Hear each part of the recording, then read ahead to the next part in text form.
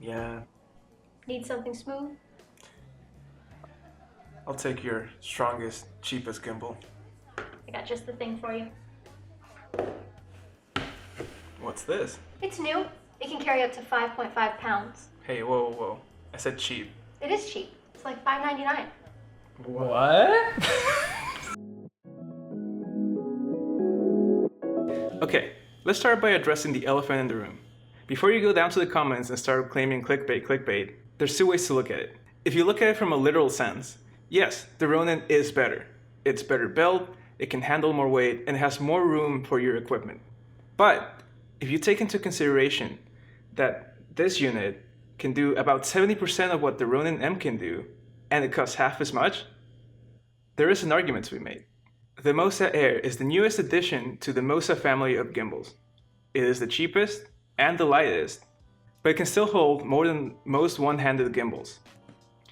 It comes with a hard case, and inside you'll find the gimbal itself, a charger which doesn't look like it's for the batteries included, more on that later, cables for remotely controlling your camera, and handle attachments for the more traditional two-handed setup.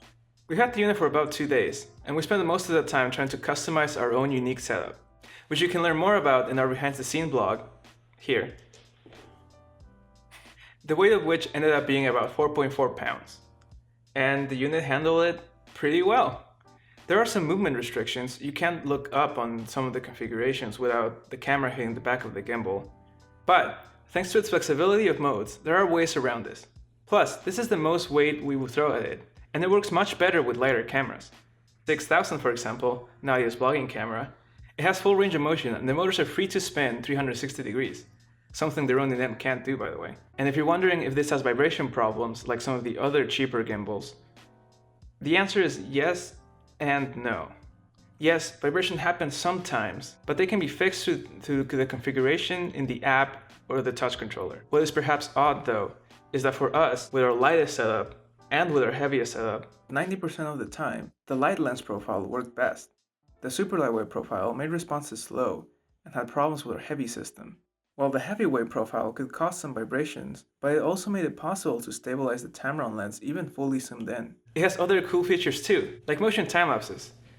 Though I couldn't really get the built-in interpolometer to work with our Sonys, I also didn't spend a lot of time trying. There are other problems as well.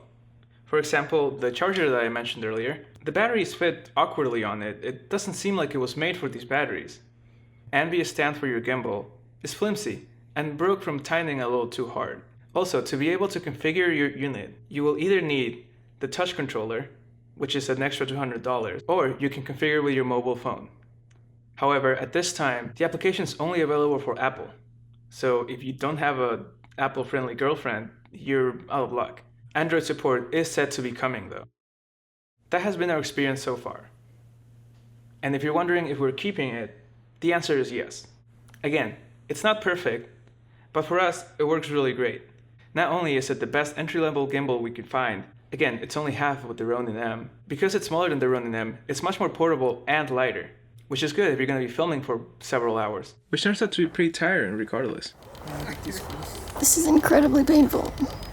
Okay, so here are some thoughts that I must add, seeing that editing took over a week and I have a few more observations since then. Mainly about quirks, like the vibration profile problem I mentioned.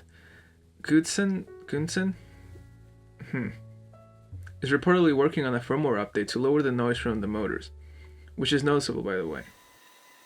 But more importantly, to me, it tells me that there will be other refinements in the profiles in general. Not only that, but adjusting the power settings manually is also an option to fine-tune the responsiveness of your specific setup. And you can do this both through the app and the thumb controller.